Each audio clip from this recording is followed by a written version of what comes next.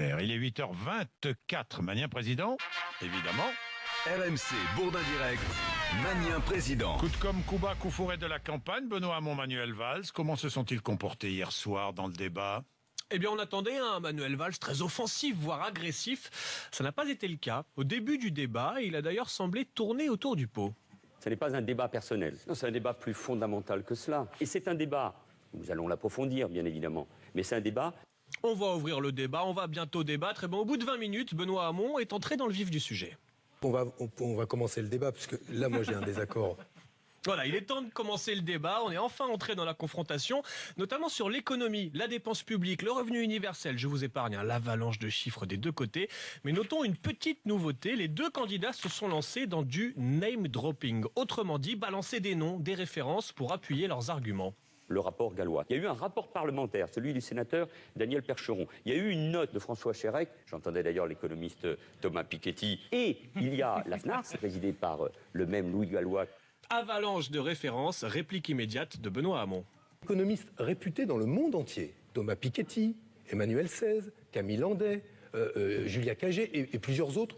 Voilà, à chacun ses références avec un match nul autour de Michel Rocard, cité une fois par chacun des candidats.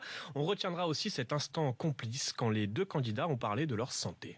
La grippe de Madame Bettencourt est remboursée de la même manière que la grippe de Monsieur Valls si jamais il tombait malade. C'est toi qui t'es grippé la dernière fois. Mais je n'ai pas été chez le médecin parce que je n'ai pas eu le temps, je préparais les débats. Pauvre Benoît Hamon, trop occupé pour se soigner. La prestation des journalistes a retenu votre attention. Et j'ai même un appel à lancer ce matin. Moi, président, j'interdirai les questions qui commencent par vous, président. Ouais, ça. Vous, président? Et vous, président, qu'est-ce que vous feriez? Vous, président, qu'est-ce que vous faites? À chaque question hier soir, on y a eu droit. c'est Vous, insupportable. vous, président. Et le problème, c'est qu'à force, les candidats finissent par y croire.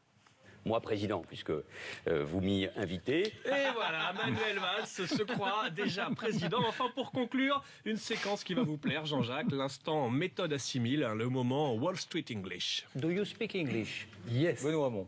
Fluently? Yes. Perfectly. Ça veut dire couramment. Oui. Je traduis, on ne sait jamais. Do you speak English? My English is very bad, but I speak well Spanish.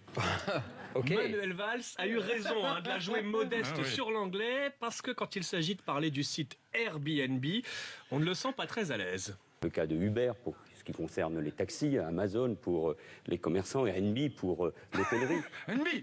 Alors non, Manuel Valls, R&B, le R&B c'est de la musique, et a priori, le secteur de l'hôtellerie n'a aucun problème avec Rihanna ou Beyoncé. Merci Charles Magnien, c'est amusant. Benoît Hamon avec nous dans quelques minutes sur RMC BFM.